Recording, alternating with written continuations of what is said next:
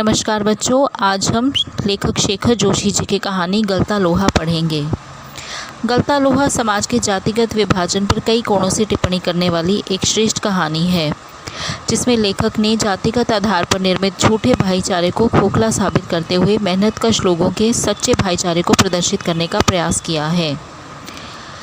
कहानी का नायक मोहन एक निर्धन पुरोहित वंशीधर का बेटा है। पुरोहित अपनी पुरोहिताई से अपने परिवार का भरण पोषण करने में समर्थ नहीं थे। उन्हें अपने बेटे मोहन से बहुत सारी उम्मीदें थीं। मोहन बचपन से ही बड़ा ही कुशाग्र बुद्धि बालक था और स्कूल के मास्टर त्रिलोक सिंह भी कहते थे कि मोहन एक दिन बहुत बड़ा आदमी बनेगा और स्कूल का नाम रोशन करेगा। प्राइमरी स्कूल पास करने पर जो छात्रवृत्ति मिली उसने मोहन को एक मेधावी छात्र सिद्ध कर दिया था। मोहन के पिता की हार्दिक इच्छा थी कि वो पढ़ लिखकर बड़ा आदमी बने और उन्होंने उसे आगे पढ़ाने के लिए प्रयास करने शुरू कर दिए थे। आगे की पढ़ाई के लिए जो स्कूल था वो गांव से लगभग 4 मील दूर था। 2 मील की चढ़ाई के अलावा बरसात के मौसम में रास्ते में पड़ने वाली नदी भी उसके लिए समस्या बन जाती थी। इन समस्याओं को देखते हुए मोहन के पिता ने नदी के पार रहने वाले गाँव में अपने के यजमान के यहाँ मोहन का रहना तय कर दिया। किंतु एक बार नदी में बाढ़ आने पर अपने बच्चे की कुशलता चाहने वाले वंशीधर मोहन को घर ले आए। इसके बाद वे निरंतर अपने पुत्र के भविष्य को लेकर चिंतित रहने लगे। एक दिन पुरोहित का ही एक जानकार युवक रमेश छुट्टियों के लिए गांव आया हुआ था। वो लखनऊ में नौकरी करता था। मोहन के पिता ने मोहन के आगे की पढ़ाई की चिंता जब उसके सामने रखी तो रमेश ने वंशीधर को न केवल सांत्वना दी बल्कि उसने ये भी कहा कि मोहन को मेरे साथ लखनऊ भेज दो। उसने वहीं उसे अपने पास रखकर पढ़ाने का आश्वासन भी दिया और वंशीधर जी इस बात के लिए मान गए। उन्होंने मोहन को रमेश के साथ लखनऊ भेज दिया।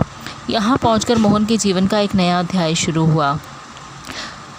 उसके घर की सारी महिलाएं उसे सारा दिन काम में व्यस्त रखती थीं। रमेश ने उसे घर में नौकर के समान रखा और उसका दाखिला एक साधारण से स्कूल में करवा दिया। सारा दिन घर का काम करते रहने के कारण मोहन थक जाता था और पूरी तरह पढ़ नहीं पाता था और इस प्रकार से गांव का वह मेधावी छात्र मोहन जो है यहाँ आकर एक सामान्य सा बालक बनकर रह गया था। गांव से उसका रिश्ता टूट ही गया था। उसने अपने माता पिता को भी अपनी असली स्थिति नहीं बताई क्योंकि वो उन्हें दुखी नहीं करना चाहता था।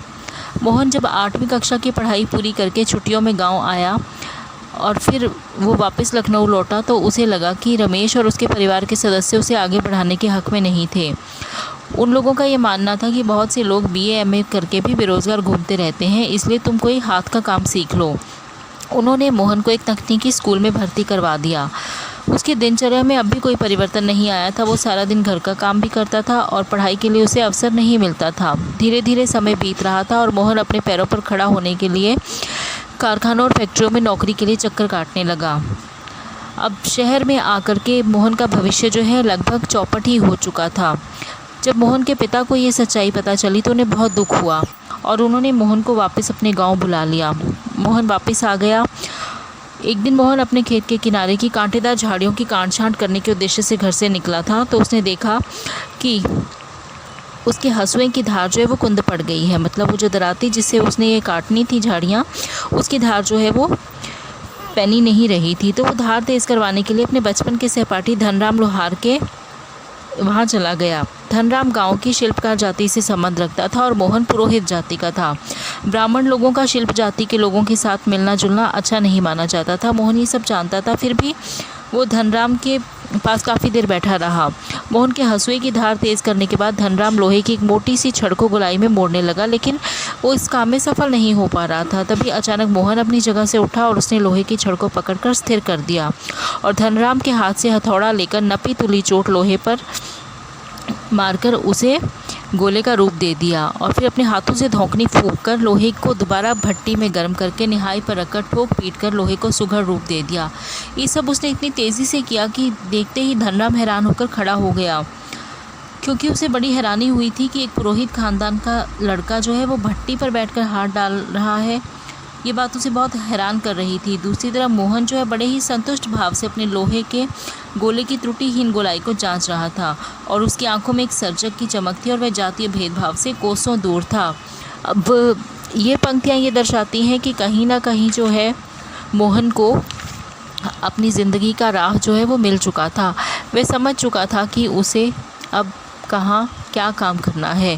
धनराम हालांकि निम्न जाति का लड़का था, पढ़ाई लिखाई में उसका मन नहीं लगता था, लेकिन उसके पिता का लोहार का काम था और उसे वही अपना ख़ानदानी पेशा जो है वो अपनाना था, इसलिए वो दुकान पर बैठ गया था।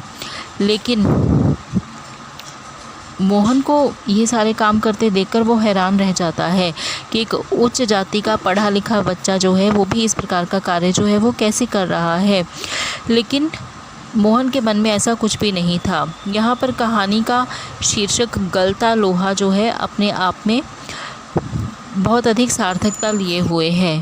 गलता लोहा अर्थात परंपराओं और आडंबरों में जो बंधा हुआ समाज है, जो जातिगत विभिन्नताओं को लेकर के हम लोग एक दूसरे से भेदभाव करते हैं, वो सारी की सारी चीज़ें जो है वो व्यर्थ हैं, ये लेखक दर्शाना चाहता है।